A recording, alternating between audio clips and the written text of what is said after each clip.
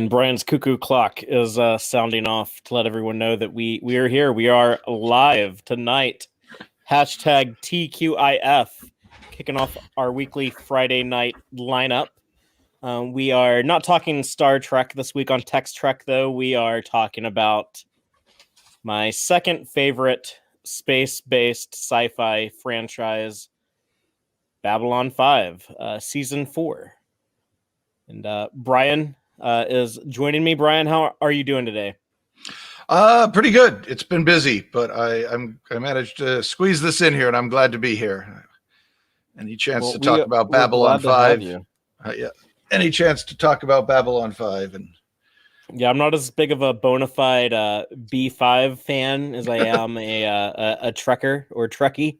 So I like to have Brian here as backup because he's very well versed in the B5 universe.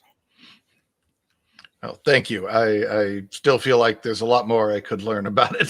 So, well, compared to the average, or at least the people that I know.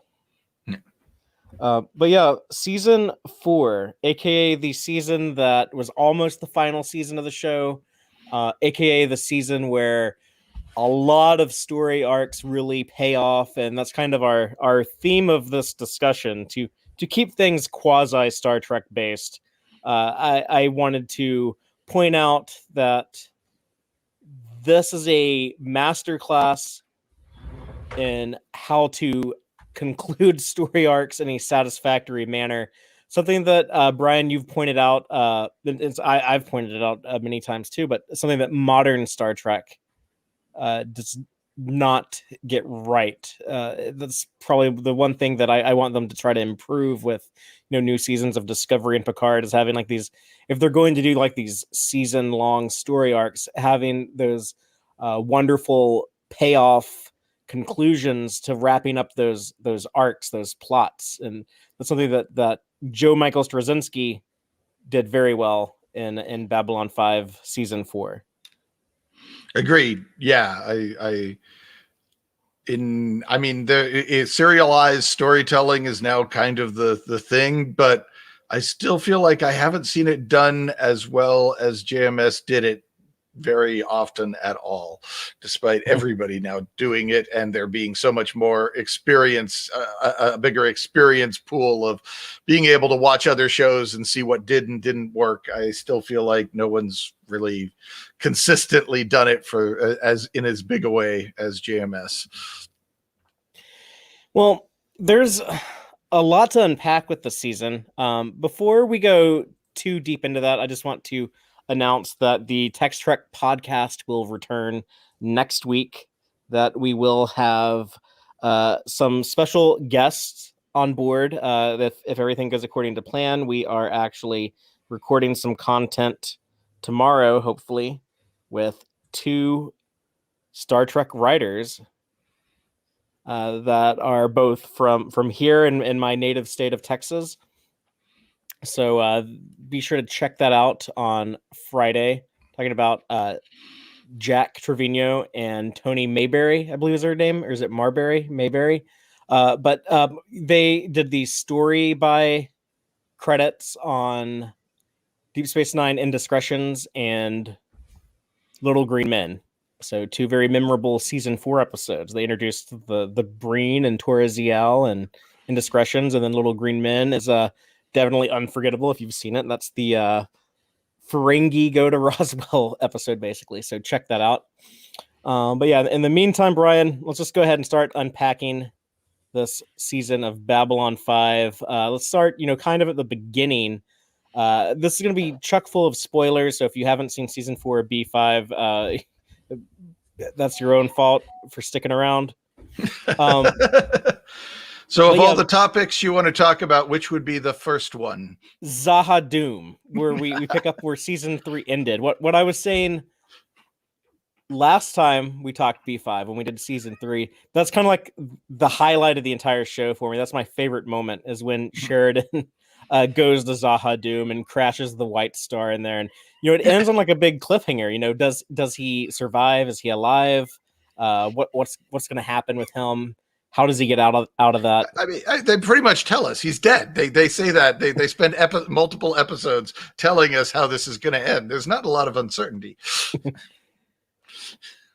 True, but we also in season 3 also saw him in the future, captured by a certain emperor, and Delenn telling him not to go to Zaha Doom. So explain that. But yeah, they there is a plan. You know, the strength of Babylon 5 is that Joe Michael Straczynski did have a lot of this stuff planned out. He tweaked it here and there to actually like get it made, get it translated from his mind to the page to the screen. There were some adjustments, but for the most part, he was able to tell the story that he wanted to tell.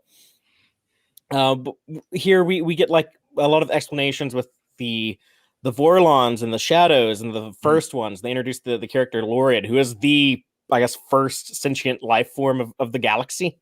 The first one. Yeah, a little underwhelming. This is like this old guy in like alien prosthetics, but we get like that shot, like that big energy beam that's like interacting with like the floating Sheridan. So I assume that's what he actually is, and he just chooses this little humanoid avatar to interact with other species.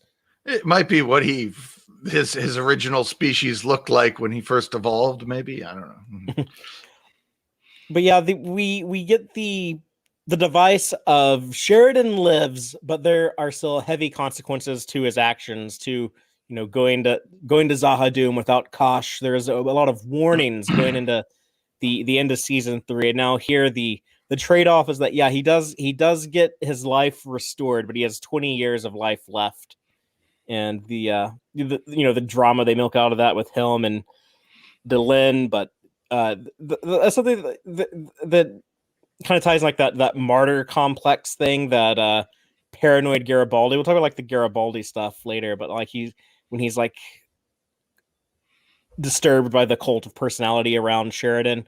But yeah, it also kind of ties in like that myth that he needs to rally all the races together to finish off the Shadow War and eventually drive the Shadow and the Vorlons out of the galaxy. So Brian, let me ask you, because they spent a lot of time in seasons 2 and 3, building up the Shadows and then starting the war with them.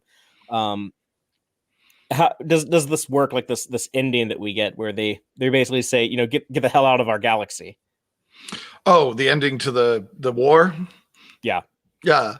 I think it does. I think on first viewing, I was young and stupid and I perhaps was a little, I wanted more explosions and some sort of Star Wars-y type ending. And instead it's kind of, they have a conversation and they go their separate ways.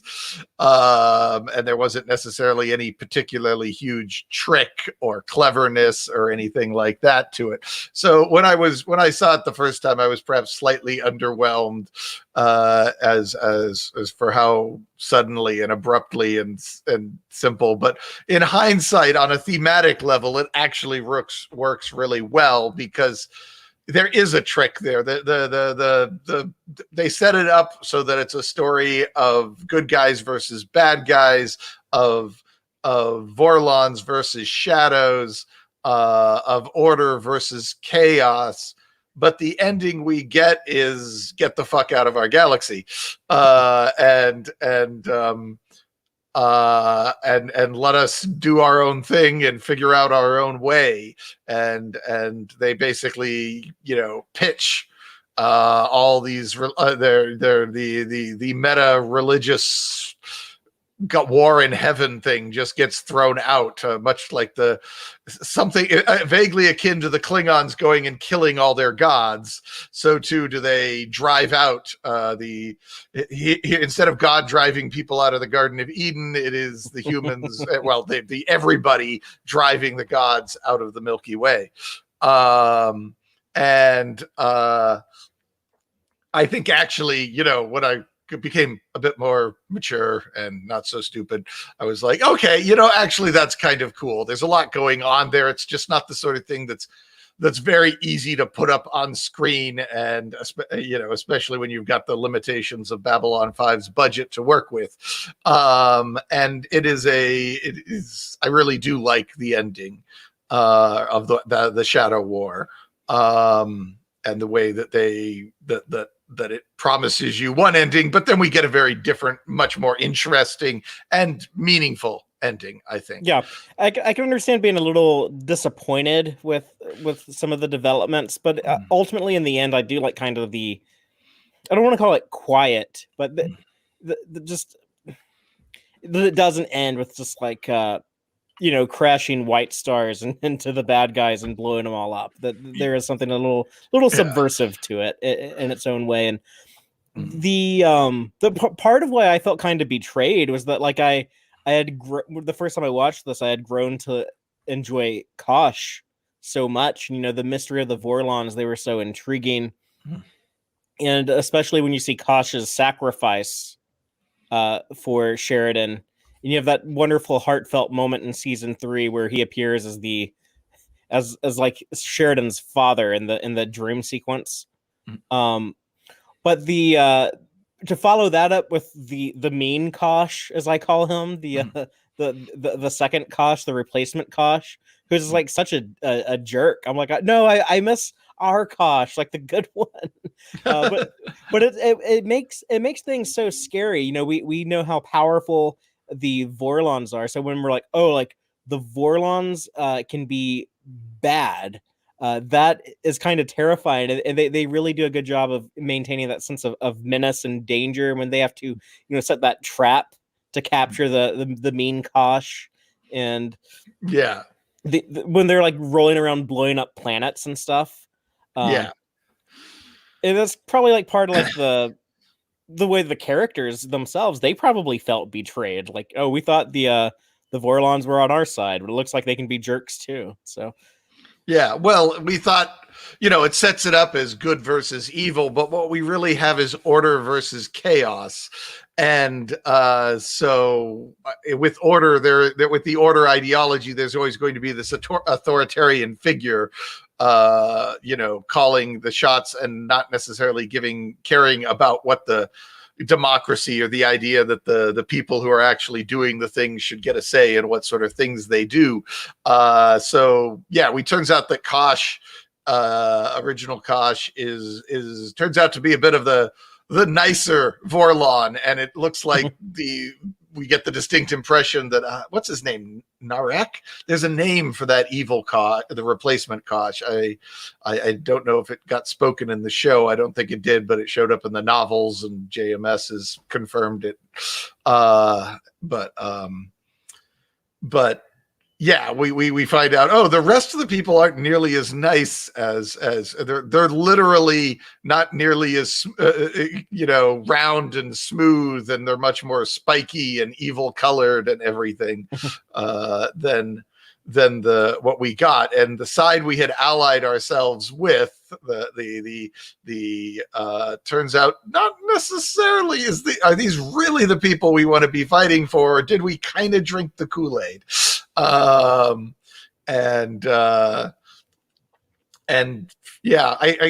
season 3, right, where Sheridan, is it 3 or 4, where Sheridan finally gets the Vorlons to directly commit their forces to the fight rather than just... That was in season 3. 3, yeah.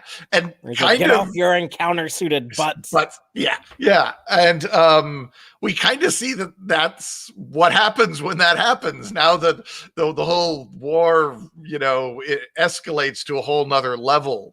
And I think there was sort of the Shadows, from their point of view, were doing a somewhat limited engagement, just trying to stir everything up and causing problems here and there to make sure that the pot was boiling. But then the Vorlons jump in, and it just becomes, I think pretty tooth and nail at that point. Just there no quarter, no mercy. I think the idea of the grand social experiment kind of dissipates, it feels like to me, to some degree, or to a large degree, and it really just becomes about the Shadows and the Vorlons punching each other in the face rather than fighting some sort of proxy war.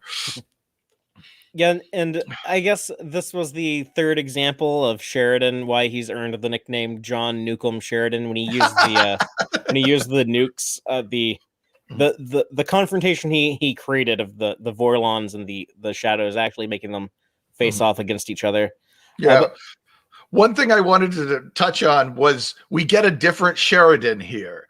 The Lorien, Sheridan's death and experience with Lorien. I mean, we start out with him sitting in a pit in front of a fire, basically feeling kind of looking like he's somewhat, disillusioned and about everything after Zaha Doom. And Lorien kind of doesn't get his mojo back, but gives him a whole new type of mojo.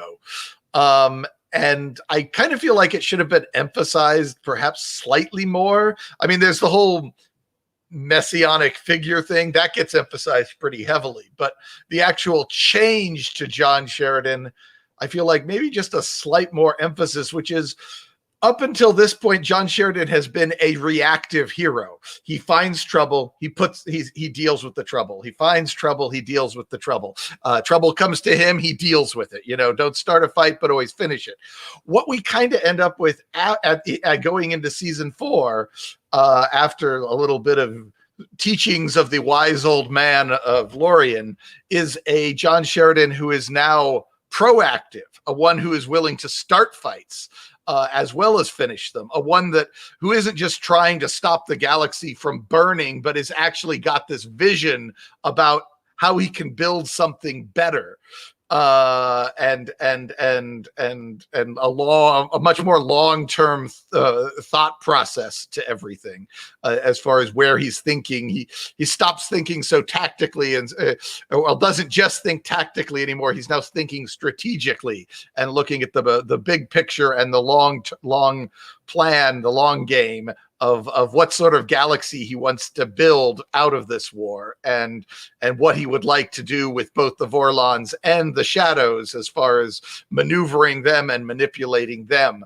And I kind of almost feel like if there'd just been one or two lines of somebody saying that I mean, we get Garibaldi constantly saying he's changed, but we don't really trust necessarily Garibaldi's point of view to some degree. It feels like we're not meant to necessarily trust him. And so it isn't, so we, when he says he's changed, we kind of it almost makes us think, no, he hasn't changed, because we don't trust Garibaldi. And thus I think we miss some of the change that JMS does actually put in there. And I almost wonder if the actor had quite cottoned on to the slightly different way the character was being written, because I feel like it took me lots and lots of viewings before I finally clicked on what it was that was different. And it was actually because another friend of mine who is a fan said they make a big deal about him being, this being this big moment that changes him, but he doesn't seem any different. And I was thinking, does he not see any different? And then I realized he does seem different. It's more just like his actions rather than his behavior, if that makes sense. Yeah, and they don't necessarily put a lantern on it, except outside of Garibaldi, and we don't trust Garibaldi's lantern. So, yeah, more on Garibaldi in a minute. We'll talk about the Garibaldi stuff. But the compression of the season, because for those who don't know, Joe Michael Straczynski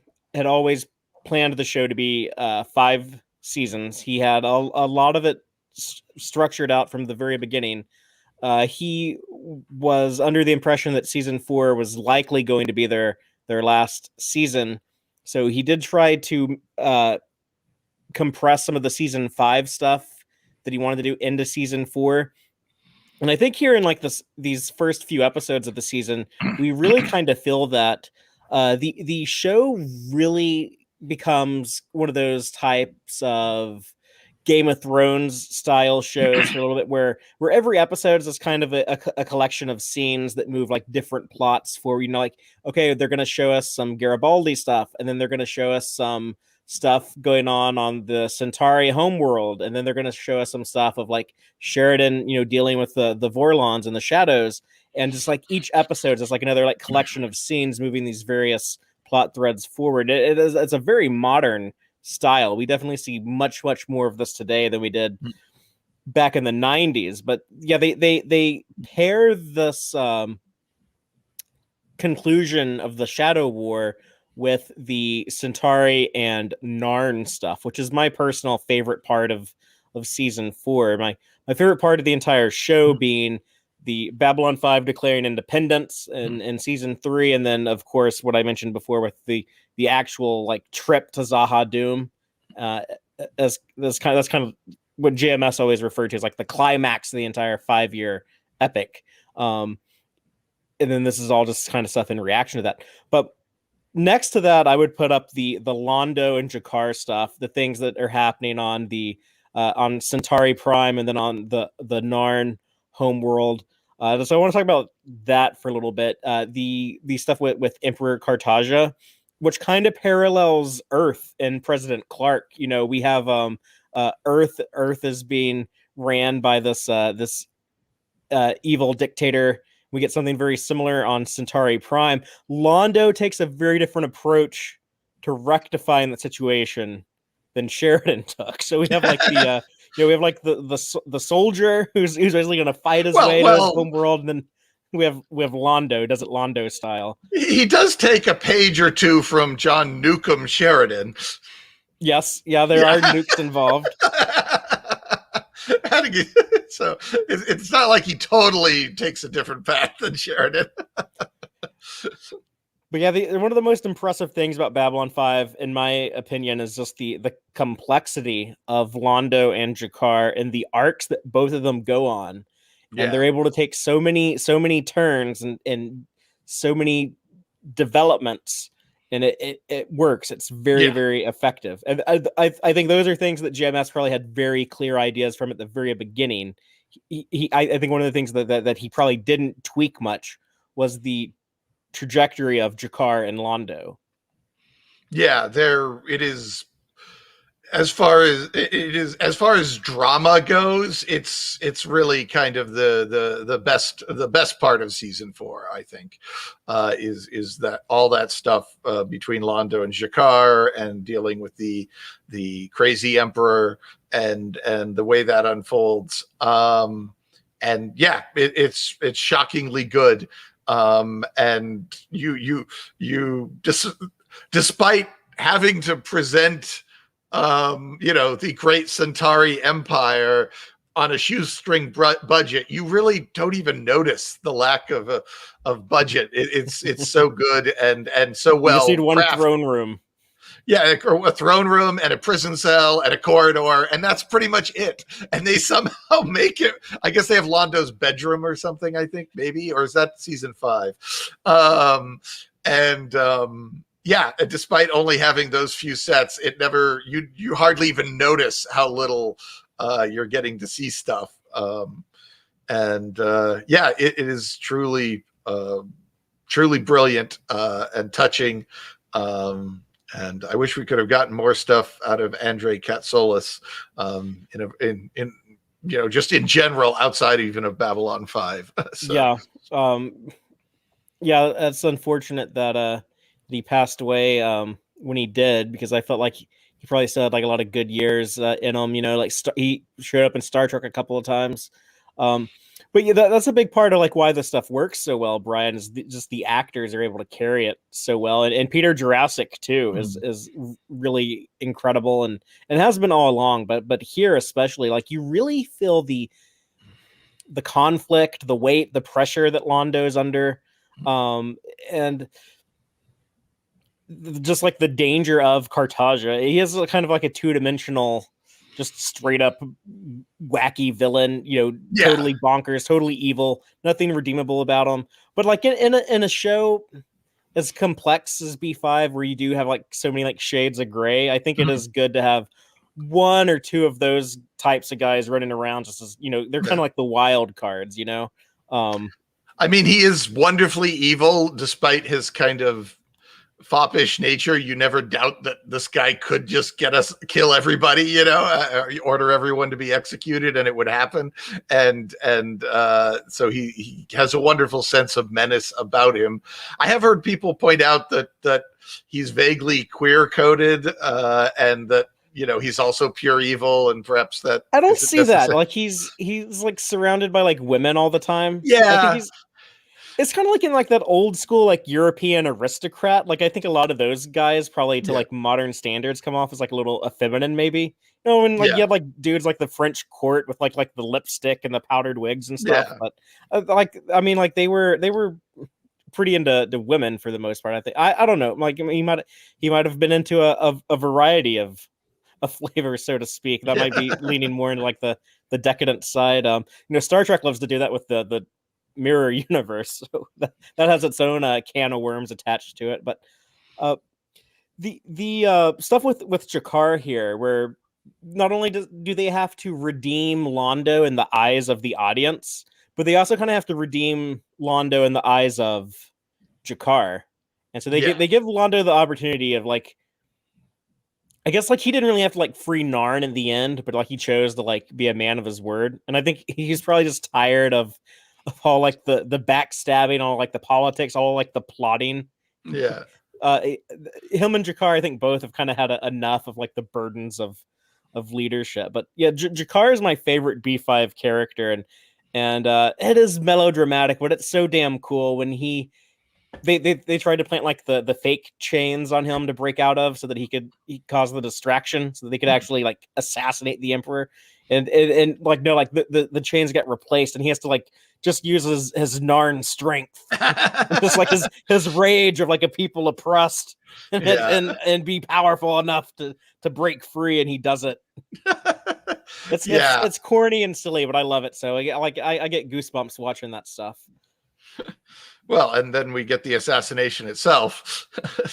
Yeah, and Veer is so cool in the stuff. And his trademark kind of naive reluctance, and he's is kind of like always like overwhelmed, and but we're getting the setup of Majel Barrett's prophecy from an earlier episode of like this is gonna basically set Londo on the course to be Emperor, and then what we know from before, like eventually he'll die, and then Veer will be Emperor.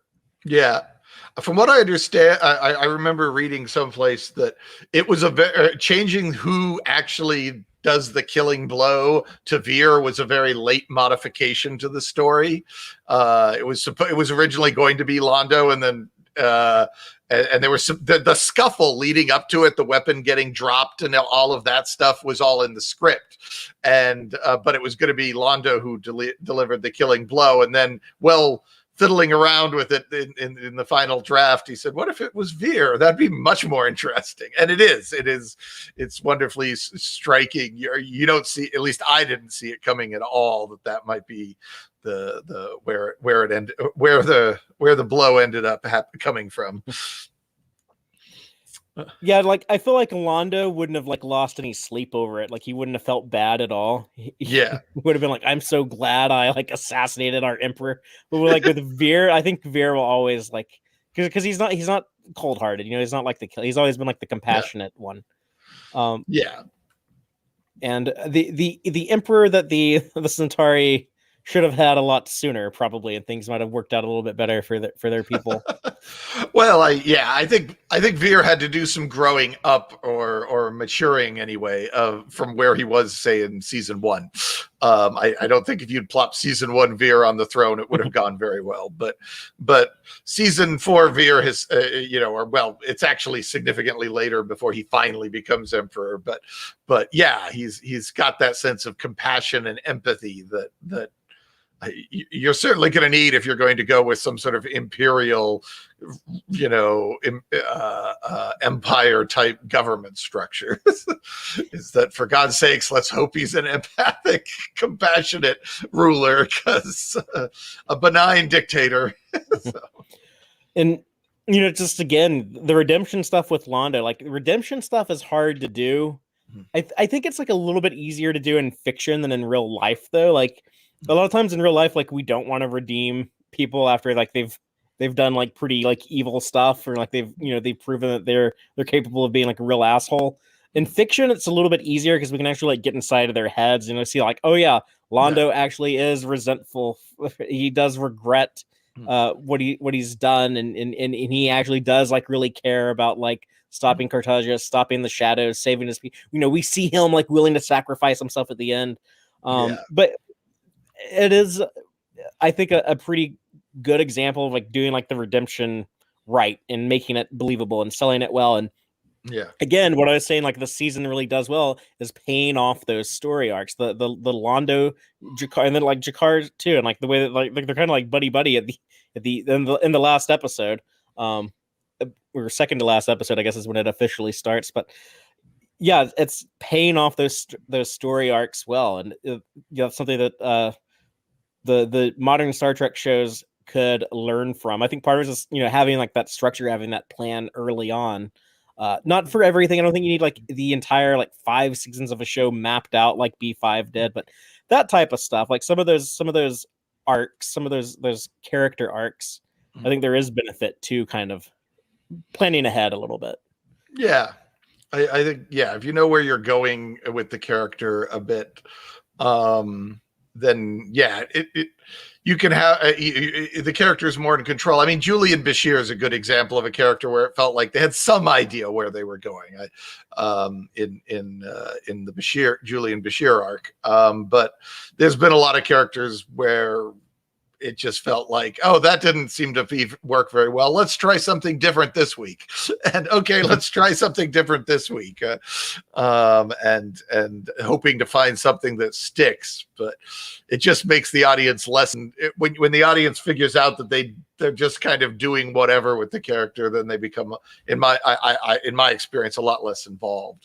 Whereas you always felt like they knew everything that happens to Londo and Jakar and the others all feels very natural. It feels organic to the events and the characters, and where they're going. So yeah, it's wonderful stuff. Well, I'd like to go from like the Narn and Centauri stuff, my favorite part of the season, to what might be my least favorite part of the season. And this is because I find it less exciting, less interesting, but the Minbari Civil War stuff, which is still really important and does pay off things they set up earlier. But yeah, we get the whole Minbari Civil War, another thing that ties into the human Civil War, and Delen's struggle here is very similar to Sheridan's struggle with back home on Earth. But we have to wrap up all the stuff. She broke the Grey Council in season 3, and now they have to fix that. They have to reform that. I had never noticed this before, Brian. I'm curious if you've noticed or if you've seen other people point it out. But when they have that ritual where you have to stand in the sunbeam to prove your conviction, or whoever stands there the longest, like your caste gets to rule. And one of the warrior cast, I forget his name, but he converts. I want to say it's Naroon. Yeah, something like that. Naroon, Baroon, Baboon. Naroon. I want to say it's him, but yeah. He saves Delen because he's like, she's the one who needs to be the leader, but she proves like she's willing to sacrifice herself, and she was so good and so noble and had such a just cause that one of her enemies in the Civil War converts to her side and actually like saves her from her self-sacrifice and solidifies her victory. That is a straight up parallel, Brian, to what happens with Sheridan at the end of the season when he's about to ramming speed the Agamemnon into that weapons platform, and then the captain of one of the other ships that was fighting him is like no, like we've been monitoring the situation, we'll take care of it, and we'll blow that up for you. It's the same thing that happens here with Delenn. Yeah, no, it's to quote the other Star franchise, it's like poetry, it rhymes. yeah, a little bit of that. But better done than it often is in that other Star franchise. So. I agree. And again, talking about like things feeling organic, and it works here. Just like a lot of the Minbari stuff, I just never found. I I don't know, as exciting as some of the other, let's say like the Narn or the Centauri. Yeah, I think to some degree it's that the Minbari aren't as easy, I think, to relate to as a Westerner on 21st century Earth, or 20th century at the time it was broadcast. The Narn and the Centauri, we can kind of wrap our heads around that. I know what that feels like. I've seen that, but the Minbari have such a organized, protocol-driven, religious structured duty to the greater good structure to them that I feel it's often a little hard to get emotionally involved in what happens with them. Yeah, it's very cold, isn't it? Yeah, it's not as not as like you were saying, like it's hard to get emotionally involved, get attached to it. We love Delenn and we love Lanier. Yeah, but like I don't like, as long as like those two people are okay. Like I don't care that much about the Minbari stuff. Yeah, it's like they're arguably obviously the Vorlons are probably the most alien of the aliens, but the Minbari come in pretty close. To some degree. I feel like I understand the Shadows almost better than I do the Minbari, as far as, or not understand, but empathize more. I can kind of see we live in this Western world which really values individuality and doing your own thing, and the Minbari are just not that on such an extreme level that they might even be the villains in a Doctor Who story, or at least the antagonists, if not the villains. And I don't think Captain Kirk would get along with them very terribly well at all. If at best, it would be like how he gets along with Vulcans and stuff, with a lot of kind of teasing and stuff, and bumping heads. And so I think that works a little bit against them. I think also that Naroon, they never quite had I suppose we got lots of different kind of evil humans, and we got both Morden and Cartagia for the Centauri. I don't know if Naroon and the other occasional bad Minbari ever quite, measured up to those in some ways. And I don't know, I guess it was also there. We don't get I don't feel like I know what it would be like to live on Minbar, the way that I know how it would be like to live on Centauri, or even to live on Narn. Yeah, there's crystal structures, and you pray a lot, I guess, or maybe just like the religious caste prays a lot. I don't know. Like that's all we know about it. Yeah, and maybe if they'd spent more time showing us that, maybe we'd be more into it. Maybe if Marcus had also been a Minbari, might have been a way to give us a third or a fourth, some more Minbari points of view to get invested in the culture. I mean, it's not like I dislike them. I still think they're better developed than a lot of major Star Trek cultures. I feel like I understand the Minbari better than the Tellarites or the Andorians. And they were designed to be mysterious from the very beginning. That was part of the foundation of the show. Is like, these people went to war with Earth, blew up our entire fleet, was about to decimate our planet, and then surrendered, and we have no idea why. And this is like a cool, enticing mystery. So that I guess created what you're describing is like this kind of disconnect. Yeah, well, I mean, let's imagine that the United States went to war, and I know it's hard to imagine, but just stretch your imagination and imagine. And then suddenly we find some sort of religious thing that says, "Oh no, we can't fight these people." Some lost book of the Bible or something, whatever. I don't think we'd stop. We'd keep going, and that's we would, for whatever reason, we're just not going to ignore that, because we can't possibly surrender. And the Minbari were willing to surrender, and that's a culture that is not ours. That is not a culture we've grown up in. That is not a culture we've even really encountered much in real life. The idea that they would flip everything on that little point. And so right from the end of season, or the beginning of season 2, we really see just how alien the Minbari are, and even season 1 has the mystery of them. But so yeah, they don't think like us, at least not terribly closely.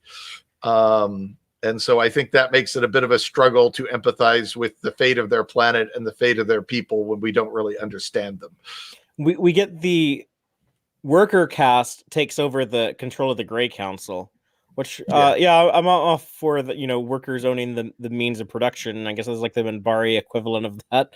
But what I don't understand is anything about like we never meet any of like the worker caste. We only know like the warriors and the religious. So like these people are now like in charge of Minbari society, but I know even less about them. But I guess it's I mean, Delen's happy about it, so I guess it's maybe that's what we needed, was just a strong representative of the worker caste running through seasons 1, 2, and 3, so that we had a really good idea of what their point of view was, and then maybe we'd be able to lock onto that better if we'd had some. I don't know quite how you would do it, because it seems like you'd have to come up with a whole new arc of some sort of story. I don't think there's any obvious place to slot one in. Like, why is there a worker caste hanging out with Delen on the station? Maybe Marcus, you were talking about, like, what if he had been a Minbari? Like, maybe give him like a worker Minbari. But he's running around fighting all the time, so he doesn't really feel like he's representing. It's hard to imagine him representing the worker caste when he's running around beating everyone up with his fighting sticks. So Minbari fighting pike. Instead, he needs like a worker's tool. He needs like a big wrench and a hammer, and that's what he fights with. What if JMS probably would have said no? What if you had a kind of Han Solo-esque freighter captain, maybe not so scoundrelly, more of a real trucker type blue collar worker, Cassidy Yates type a worker who shows up and represents this other side of Minbari culture and can kind of voice the idea that those the warrior caste and the religious caste get to do all the cool stuff and get everyone wants to meet and talk to them, and nobody cares about me and my freighter, and he bums around like Zathras. Perhaps not quite so comical, something a little more grounded. But maybe if they'd done something like that. Obviously you'd need to come up with ways to tie that character to the rest of the cast in some way. You could have used a person like that, like if you need like a smuggler to get through like President Clark's blockade or something. You could have like this guy of the ship could be a smuggler. What they said that the Minbari paid for a lot of Babylon 5. What if there was a whole bunch of those dock workers were Minbari worker cast? And then when we get that strike episode and stuff like that, that would have tied in with Minbari politics as well as Earth politics. And maybe that you could have pulled something out of that, maybe, if there was a bunch of worker Minbari who don't actually like Delenn much. Well, Blue Sparrow approves. Blue likes that idea. Yeah. So, well, enough about the Minbari, though. Let's talk about Michael Garibaldi, who has this really interesting arc that I'm never sure quite how I feel about the stuff they do with him in season 4. They end season 3 on a cliffhanger of not only what's going to happen to Sheridan, but what's going to happen to Garibaldi. He's abducted by the Shadows. And then they tip their hand pretty early. They show us that he's captured. They're doing something to him. It's borderline torture. And then the heroes do find him pretty easily, and he's acting weird. We will eventually learn that his personality's been altered. He's under like a kind of like some mind control, but he's also like kind of independent in himself. They actually explain it pretty well, and you have Walter Koenig show up as Buster again, and kind of explain, we needed him to like be himself and like his natural like paranoia and his natural like investigative instincts. And even like when I was watching it again this last pass through, I was thinking like, I don't know if I really buy the way they handle this Garibaldi stuff, but then like I see like the explanation, like, okay, it does actually make sense. Brian, do you think it would have been better if they left it like more mysterious, where we didn't know from the very beginning that something had happened to him? Or do you think that would have made it too hard to believe he would act like this?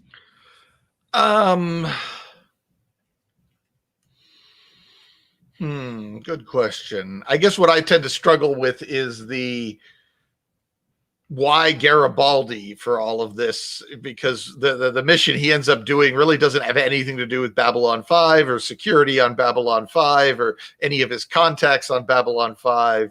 So it feels like, why him? Feel kind of, but I guess he's got the family tie with the ex-wife, I guess. But did the Psi-Corps, were the Psi-Corps using him to undermine Sheridan, or were they using him to get closer to Edgars? My impression was that, it starts out as some sort of shadow project, I guess, because the shadows grab him in that big fight, right? And then they turn him over to the Psi-Corps, but they had to. What was the Shadows' purpose in grabbing him? I have trouble believing it was the Edgars thing. Was what the Shadows? Well, they wanted a backup in case something happened to Sheridan. They figured Ivanova or Garibaldi would be like the next one to take over. Yeah. So they wanted to like undermine one of them, or like have one of them be like a sleeper agent. Yeah, it just feels a little convoluted that they grabbed him for this, but then Bester decides to repurpose him for that. And I don't know. I mean, it's not terrible. I've seen far worse stuff. It was frustrating to watch the first time through because I didn't know. I knew somebody had screwed up Garibaldi, but I liked Garibaldi, and it hurt a lot to see him screwed up. Well, he's clearly like being himself sometimes, and like sometimes he's like a nice guy. Like when he found that person's missing daughter, and like he didn't charge his normal rate for it. Like he's like, no, I'm not going to take everything you own just because like you couldn't find your daughter. I'm not gonna, like he's still himself a lot of times, but then he's like a total jerk to Sheridan, and he's like not himself, and it's very hard to tell what's the real Garibaldi, what isn't the real Garibaldi. I think the explanation they give it at the end, where it's like, oh yeah, we just put like these 2 or 3 little like key things in his mind, and then the rest is just kind of himself. They do a better job explaining it than I would have thought, but yeah, it is kind of, I don't know if I want to say uncomfortable to watch, but it doesn't feel quite right. So I'm not sure. Yeah, I'm not sure if it would have been better if we didn't know he was tampered with, or if that would have made it worse. I also feel like Edgars kind of comes out of left field as a character. Like I don't know. It would have been so much better if they were using Garibaldi to take out somebody, to deal with somebody we already knew about, than this character that, who's this guy? And it does kind of tie into the Clark stuff, because we get to see we get a glimpse at the mega corporations that he says are actually running things, and which one of the problems I have with Babylon 5, it's kind of a similar problem I have with The Expanse, is that it's too close to like real life modern day stuff, where it's like like these actual like societal systems that we have now, I don't think are going to continue to exist for hundreds of years into the future. I think like our current way of doing business is not sustainable. So I don't know if it'll get better or worse, but I think the 23rd century will not look like this close to resembling modern day government and economy stuff. Like things are going to change a lot between now and then. I mean, the obvious answer is that we're trying to tell stories that will relate to people who are living in the early 21st, or I guess late 20th century at the time the show was put together. So to some degree, these people, a significant amount of this has to look, or is probably going to look recognizable to us, so that we can tell stories that would be meaningful to our culture. Sure.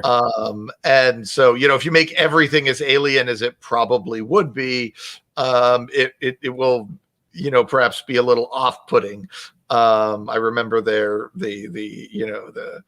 Roddenberry first wanted everyone in the original series Star Trek to have weird haircuts because hairstyles would be different in the future, but it was eventually decided that was just going to be off-putting to the audience to see these weird haircuts. So it was like, all right, we'll do the men will be the women can be a little fancier and the men will get pointed sideburns and we'll call it good. So and I think that's kind of what we see here is that there's a lot of new and different and weird sci-fi stuff going on, but there's also a lot of stuff that's very, very recognizable that helps anchor things. But some of it is also there's a whole lot of B5 that to me just feels like it's a reaction to Star Trek. It's JMS saying that's not how it would really look. This is how it would look. And that's not the real humans. This is the real humans. And so I think he did, perhaps in trying to make it a more real space opera than Star Trek is, in his view, perhaps overcompensate on making it just like the 20th century that he was living in. Yeah, well, we spent a lot of time on Mars in the season, not just with Garibaldi, but also Dr. Franklin and Marcus go over to Mars. And we see like the Mars resistance, which they've talked about a lot. Like ever since season 1, they talk about. I feel like it's probably like kind of inspired by like the IRA type of like like these terrorist freedom fighters that like every now and then like they'll like have like bombs go off at some hotel on Mars, stuff like that. We meet that character Captain Jack, who Brad, I think the episode Racing Mars, I actually like fell asleep when I was watching it a couple of weeks ago. But I'm sorry, that's the only episode that this happened to me on. And if I had more time, I would have gone back and like watched it properly. But remind me, like they established like Captain Jack has a sleeper, right? And we learn like a little bit more of the sleepers that we know from season 3 is going to be Emperor Londo's fate when he's on the throne. Oh, okay. It's, I don't know. Honestly, some of the Mars plotline details are a little fuzzy in my head, and I haven't seen this season in quite a few years. Well, not this is part of like the middle of season 4 of Babylon 5. It does feel like a little meandering, like when they're transitioning from the end of the Shadow War to get to like the end of the Earth War stuff. Yeah. And it's also where like I really feel JMS is burdened of having to write every single script of the entire show. And unfortunately, like I think some of his dialogue kind of suffers. We get some of like the cringier stuff, in my opinion. JMS's stuff doesn't always land for me. A lot of it falls flat, and I don't like to like pick on fan favorite character like Ivanova, but I feel like she probably suffers the most from like she gets like the most like jokes that fall flat or like weird like when I don't know, she's trying to take credit for like Franklin's idea or something, and on the station they're in like the CIC, and she's like, "Oh, that's a great idea. I'm so glad I thought of doing this." And I don't know, it's just like kind of that corny JMS humor, and I get it. You're really tired. You're having to write every single script and get it done so they can shoot each episode. But like this stuff's not as funny or clever as you think it is. Joe Michael Straczynski. I think he writes reasonably funny jokes, but then he always beats them to death and has the actors sometimes overplay them. I think that's part of the genius with Londo and G'Kar is those actors were smart enough to underplay this humor so that it worked better when it needed to be underplayed. And that is the mark of a good actor, is to figure out how to take some clunky dialogue and make it sing or fly or whatever metaphor you want to use.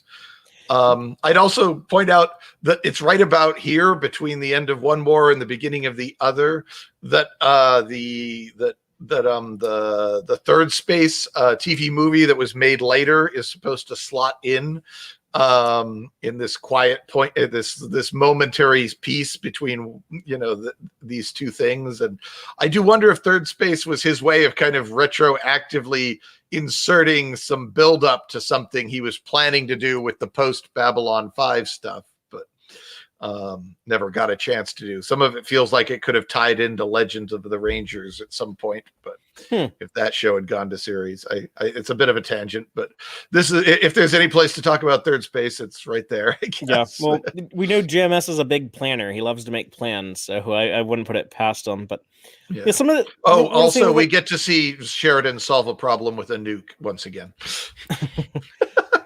Well, so what I was saying, like some of the moments, the dialogue stuff that like falls flat for me, and most of the time it's kind of trivial stuff or like weird attempts at levity, like Lita saying like, "What do you mean I'm a better liar? I'm gonna sue somebody," stuff like that. But it sucks when it's like a big dramatic moment, like when Ivanova comes around up to Sheridan, like, those dirty rat bastards, they're blowing up civilians now. Like I don't really like buy the delivery of that line. I think they wanted swear words there, but obviously couldn't. Yeah, I had to keep it with whatever they could get past the FEC or FCC here in the States, because this was broadcast on network. But with Sheridan Civil War, let's talk about like that stuff. Let's talk about like we get to see like cool like Sheridan, like not only like the good soldier, he's always sad when he has to fire on his fellow humans, and he's always trying to look out for like civilians and all of that stuff. But we also kind of see like the beginning of not the beginning, they've hinted at this stuff before, but we get to see the continuation of the making of the politician, where he does become by the end of the season president of the alliance, of kind of like their quasi federation type organization. The leadership that goes into that, we kind of see that here and a lot of the Civil War stuff, especially when he has to talk to some like the other commanders, the other ship captains, and get them like convert. We get like that character Mackie, who I think was one of the instructors at the academy. Trying to remember.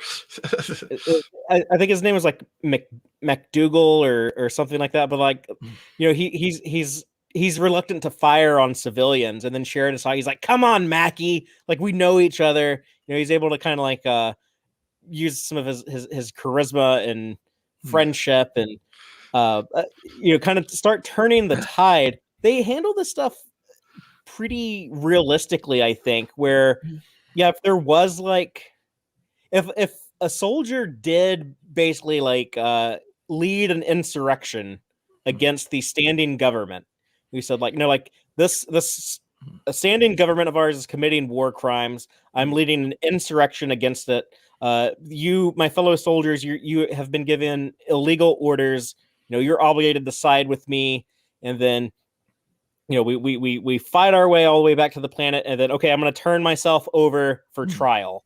I think that it does feel very very much like something that could happen in the real world, the way that's handled, like the politicians back home are kind of like, this is kind of really inconvenient because you make all of us look like a bunch of assholes, so we don't know. There's a very good reason for that.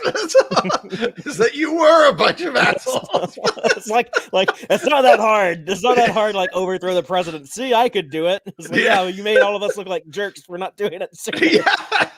But yeah, just like the fallout of that. Like it's very mindful, I guess, of like what kind of like the real world consequences. And it's just so fun to watch because he does like all this cool heroic stuff. Like I mentioned before, when he's like ramming speed, he's on his old ship, he's on the Agamemnon, he's gonna self-sacrifice to save the Earth. I mean, it's all great stuff. I would say point out just as a trivia that I believe JMS has stated that Sheridan getting captured in Garibaldi's little trap was the original ending of season 4. and that when he found out season 4 was going to be very likely the last season, obviously he decided he was going to wrap that up and not end on that cliffhanger. So everything got compressed. Yeah, he had to pull out a bunch of stories to push in the episodes that happen after that, so that they all occurred in season 4. So we probably, things before that would have breathed a little more. I've heard speculation that the telepath arc from season 5 might have actually been stuck in before the end of the Vorlon War, and putting up with some of the to avoid spoilers, putting up with some of the telepath shenanigans that we see in season 5 would have made a bit more sense if they were actively helping to wipe out, to deal with the shadows during the war. Right now, you know, and it would make more sense for like Edgar's story also. Yeah, and that would also be a little more if that would be also a little be a little more on the nose as far as telepath this, telepath that. Of course, then what we get after that with the whole battle to retake Earth would have been in season 5, and I don't know if we would have how many more episodes there would have been in that, and maybe it would have taken more to retake Earth than what we saw. I kind of like the way, I think like the season kind of hits like a bit of a lull in the middle, but then here at the end where they really ramp up the take back Earth stuff, I think the way that it plays out really works really well. And we do get like a moment to breathe after the big dramatic moment of Garibaldi's ultimate betrayal, like the kiss of Judas moment where he turns Sheridan. He's like the one guy who like knew how to capture Sheridan. And we get another one of those great beatings to silent beatings to a music piece that we got with that Rifa, I think it was, who bought it the same way. It's one of the things that Babylon 5 actually does well a lot of times. Like it shows like physical violence as being like pretty brutal. Like I know GMS talked about like being like mugged one time, and like in San Diego. That's why he makes like San Diego in the B5 universe. It was destroyed in World War III. That over one mugging, that is so JMS to have these long-term revenge goals that are perhaps wildly out of proportion to the. I mean, getting mugged is. I don't mean to slight anyone who getting mugged. That is a traumatic event, but to trash the whole city as opposed. But yeah, they really hammer in the brutality of like physical violence and moments like that, and then that moment to. I'm sorry, my dog's being loud. That moment to breathe I mentioned, that is when they spend like that whole episode of just Sheridan being interrogated / tortured. Yeah, I wonder if that was supposed to be the season premiere of 5, or if they would have held off and made that the second episode. That would have been a hell of a season opener, I think. That would, and a very conveniently cheap episode to shoot. You're just in like one black room with a table. You have like 3 or 4 guest stars, and only one of them needs to be any good. So, Well, the Drazi, that poor Drazi, he had to, I guess, convey the misery he was under. But and that the torture or that was actually a pretty effective. Well, still managing to be, I guess, PG-13, you would call that. Do an interrogation episode or a torture episode interrogation episode that's PG-13, and get away with it and not make it feel. It gives Garibaldi like a path to redemption. Like, well, I'm the one who captured this guy. I have to be the one to go rescue him. Yeah, well, I think that's part of what we want out of to make redemptions convincing is the bad guy needs to do something, make some huge sacrifice to do something good, so we feel better about them. And as you said, in reality, doesn't always provide them with an opportunity to do so. So, well, we get like the redemption of Garibaldi, who, I mean, like he wasn't really responsible for what he was doing, but the redemption of Londo, something that I had never really pondered too much until this rewatch. We get the reveal of, just to circle back briefly to the Minbari stuff, we get the reveal of Delenn gave the order, the vote to start the war with the humans. Does she ever really like pay a price for that to like earn her redemption? I mean, we know that she felt guilty. She says that she's spent all these years, feeling regret over what she did, just like a few moments of grief. But I mean, to some degree, everything she does in the series can be seen as something of a penance for that. But I don't know if it has quite the same oomph as some of the stuff we see from the other redemption arcs. Before I forget, imagine the Garibaldi betrays Sinclair instead of how that would have been a kick, because Garibaldi and Sinclair were like the best buddies ever. They were kind of a Kirk and Spockish kind of ultimate bromance thing. Mhm. And so that really would have been a kick in the pants just to watch it if Sinclair had still been there instead of Sheridan. For all that. I always think of that too. But getting back to your point on your question about Delenn, I mean, she gets tortured for this, that she basically decides she's going to do whatever it takes to build this army of light and these rangers and all of this other stuff that she's certainly. So, I mean, I guess we do see some of that. So. Just interesting. They never make a big deal about like her accountability or her being responsible for a really bad thing that happened.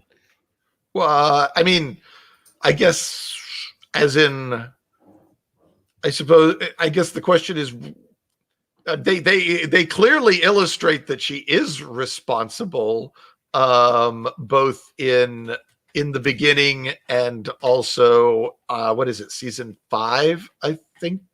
Yeah, but is there ever parts where like people are like really resentful to her, like when Ivanova won't even take Garibaldi's call, or like when Jakar is like, I'm not even going to sign my name on the same piece of paper as you, we never see her face off that type of thing. I think nobody knows. Nobody knows that it's her except the people who were. The audience knows it, and the people who are more or less equally complicit know it. So I mean, it makes sense that they don't, it certainly is logical that we don't see the other characters reacting to this because they didn't find out about it. Sure, but I think thematically there would be like an advantage to adding that in there. For what it's worth, there is a fan is making a Babylon 5 comic book called Babylon 5 Season 6. And it's actually pretty darn good. It really does feel like, JMS, the world of JMS continuing on, obviously, with the exception of that last episode after season 5. And one of the things that happens is the Sheridan finds out that Delenn was the one who actually what happens is I think somebody leaks it to like the federal, whatever, the Alliance Council or something, and it blows up huge that the wife of the president was the one who started the Mimbari War, and it becomes this huge political mess, and Sheridan's really, really pissed off that she didn't tell him. And that'd be interesting. I think that'd be a cool thing to explore. It's actually a pretty darn good comic. I would recommend it. People take a look at it because it does a lot of fun stuff and feels very legit. There's some wonderful Londo stuff, some wonderful Veer stuff, some wonderful Jakar stuff. And it feels like these are the characters you remember. There's a few places where you're like, it seems a little clunky, but then the TV show was a little clunky too. And it's nice to see them with a comic book budget where they can do whatever they want, but it still manages to feel like Babylon 5. So I would highly recommend people take a look at that if they want. It is just fan fiction and not remotely authorized. In fact, JMS might in fact be pissed off if he ever found out about it, because he kind of seems to be on this kind of stuff. But I'm enjoying it. I haven't finished it yet, but I am enjoying it. I'm curious to check that out myself. Oh. Let's talk about like the end of season 4, I guess. Like with the victory of the war, the death of Clark. It's like I don't want to sound like too critical of it because I kind of understand the decision, but it's like kind of underwhelming. Like we never see much of of Clark. He shows up like maybe like 3 times on screen the entire show. Yeah. And even here, like, we don't really see him, but that makes it seems kind of real. Like you typically, like, you don't see like you wouldn't see like your arch enemy, like all the generals that fought in World War II. Like, how many of them actually were ever in the same room as Hitler, ever had like a conversation with Hitler? Like Eisenhower and Zhukov like never met the dude. So it adds some of that realism to it, and but I don't know. What do you think about that decision? Yeah, it's not so much. It never really. It doesn't. Clark's name is thrown around a bunch, but because of the impersonality of Clark, it really just feels like Sheridan versus the corrupt Earth government rather than Sheridan versus a particular villain. Even though they're always saying Clark's men and Clark's forces, and they keep throwing the name around, but Clark might as well be a political faction or something like the Nazi Party, as far as its meaningfulness to the impersonality of it. It's very, and it's certainly an interesting choice. I mean, how would you have? I guess you'd almost have to either take one of the regulars and somehow put him in Clark's court, like they do with Londo and Cartasia, or you'd have to just develop some Clark and his sidekicks and be able to cut away to them doing their thing. Though the show doesn't do that for just the villains very often. It's almost yes, it has a huge cast, but that huge cast is the window through which we experience the rest of the galaxy. We don't get all that much stuff without one of the regulars in it. And we never cut to Cardassia Prime and see like Weyoun and Damar and the Founder talking to each other. That was a very different. They handled that very differently in the Dominion War. I like that too. I like that approach too. And JMS, if he had more time and some good night sleeps, probably could have done a really good Clark, the West Wing of evil, as a sub story. And it could have been fun, and maybe we would have gotten almost certainly then we would have gotten Clark confronts captured Sheridan as part of the interrogation story and stuff.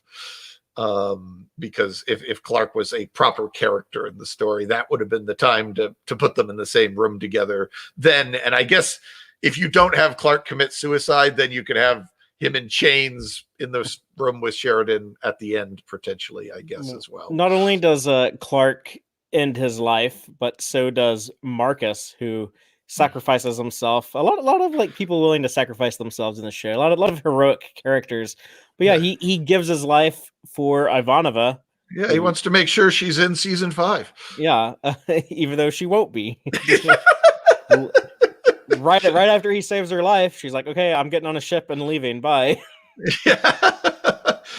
And so we lose both characters going into season 5.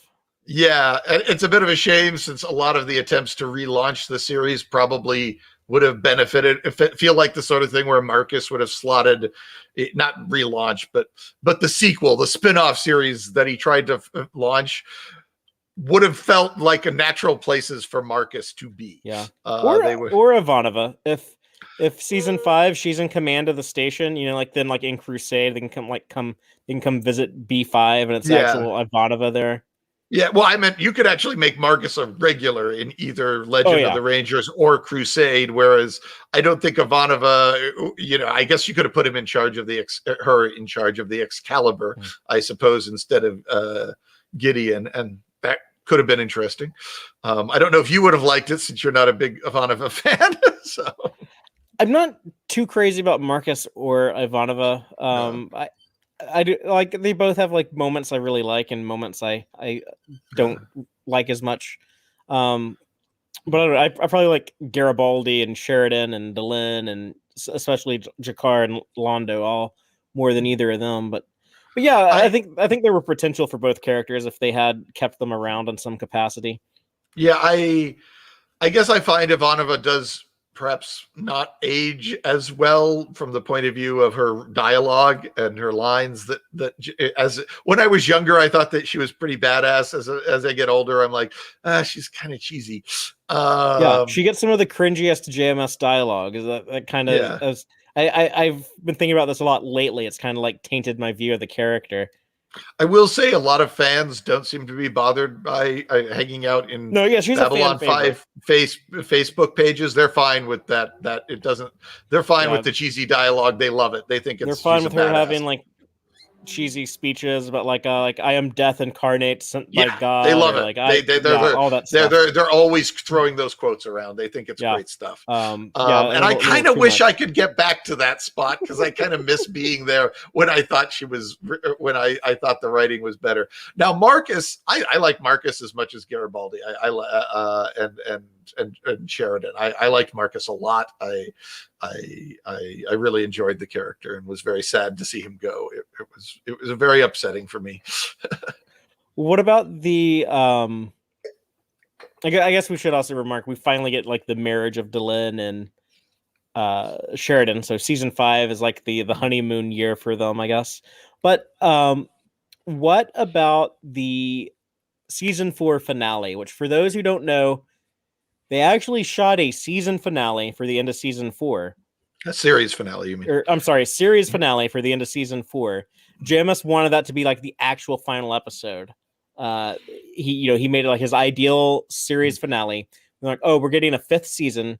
So he didn't edit it together, but he kept all that footage, locked it up in his closet, did this other season 4 finale episode. And that season 4 finale was actually produced as part of season 5. Yes. Because since they changed networks, it was I can't remember. TNT. TNT is the new one. TNT, yeah. Basically, by stealing the episode from the end of the previous season, they owed them a season.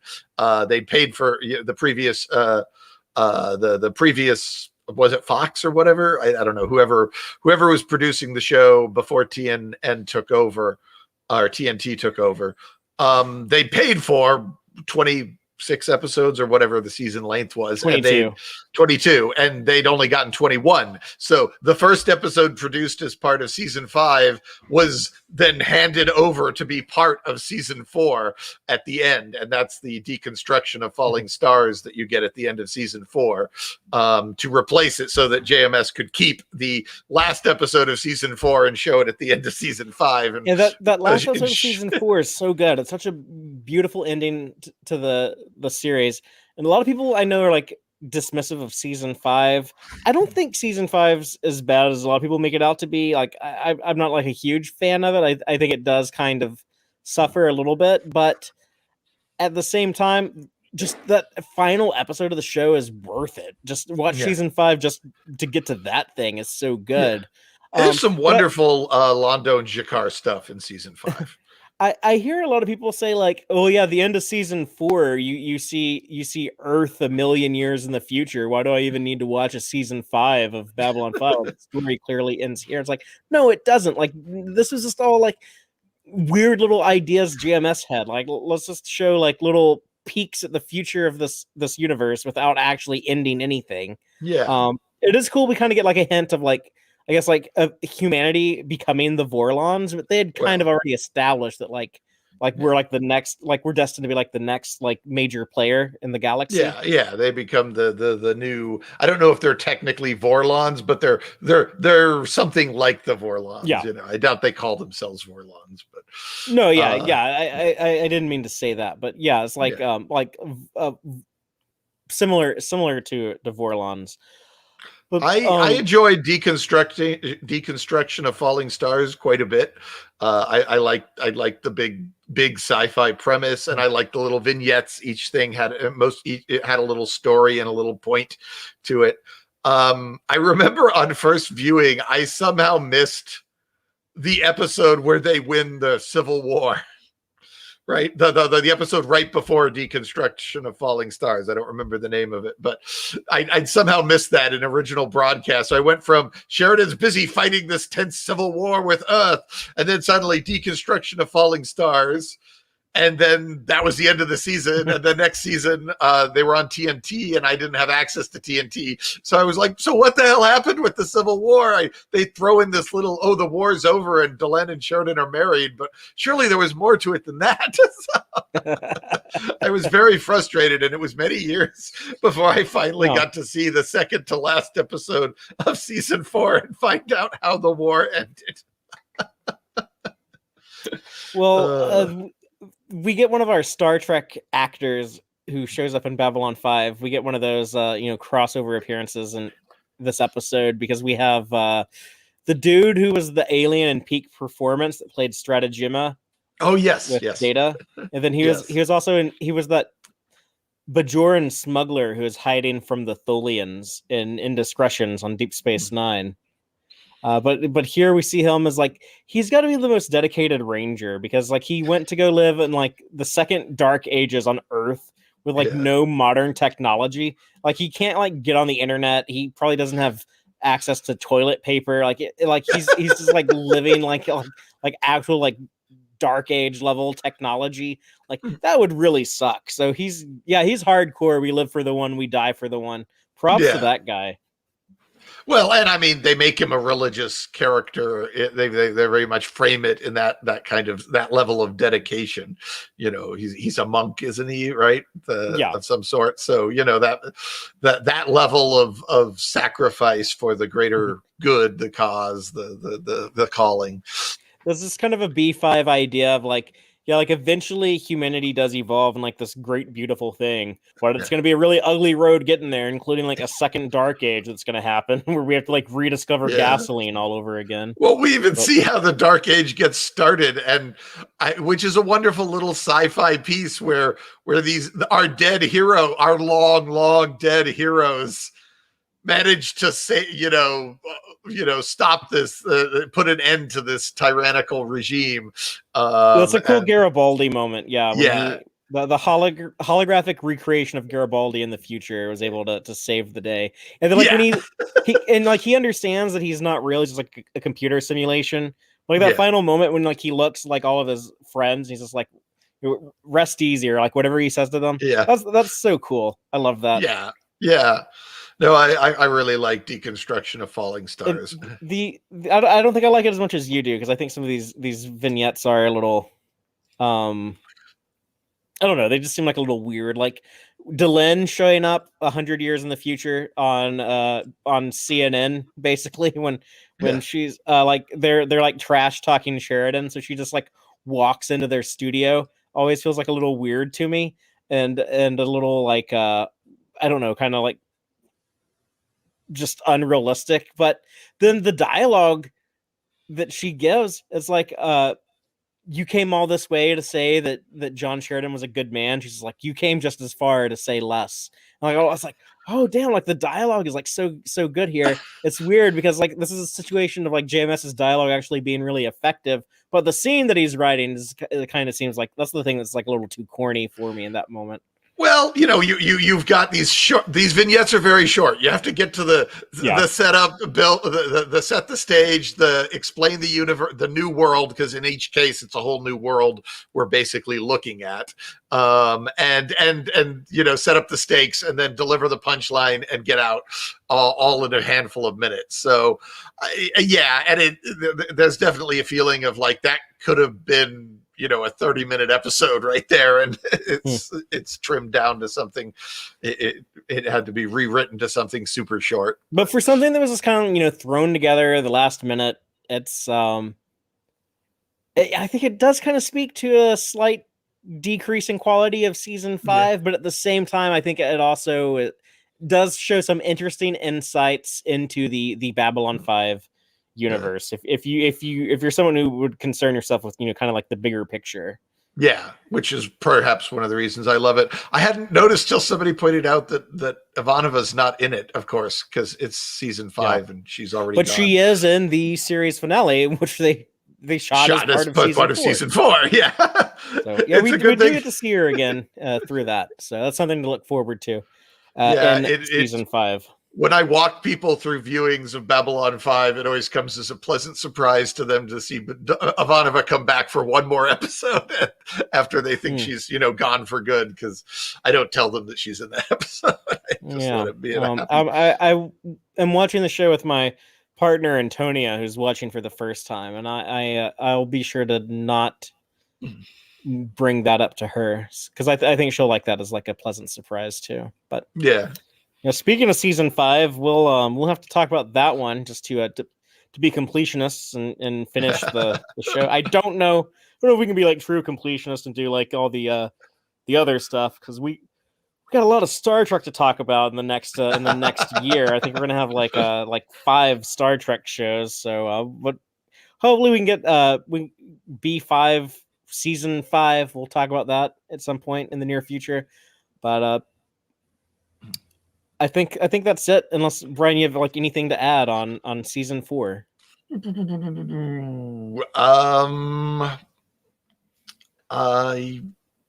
was great work. One of the better seasons of television I've ever seen. 2, 3, and 4 are some of the best, as far as most consistently well-written seasons of television I've ever seen. So, despite the clunky dialogue that comes from JMS, not getting time to rewrite his scripts, and not so. No, but he does get to put up that title card here at the end of season 4, when he had his 5th year guaranteed at long last, and he's like, "This is dedicated to everyone who thought I couldn't do it." kind of what we're talking about, like the vengeful JMS, the guy who nuked San Diego in his fictional universe. But yes, he does complete his 5-year run, and we will complete talking about it at some point in the future. And until then, like I said, come back next week. We're going to be talking to some Star Trek writers, and after that, we were going to have like big news to unpack from San Diego Comic-Con. We're having panels on at least 2 of the new shows with Lower Decks and Prodigy. I bet we get a Prodigy trailer at long last, and I bet some of the live action Star Trek shows is going to get some announcements at San Diego Comic-Con as well. And then of course we have Lower Decks. Brian, I think you're going to be around to talk about the Lower Decks episodes weekly starting August 12th. Is that the 12th? Okay, so I was going to ask if we had an exact date on that. Yeah, so a lot of stuff to look forward to, and until then, as always, we live for the one, we die for the one. Be seeing you. That was Bester's line. Live long and prosper, y'all.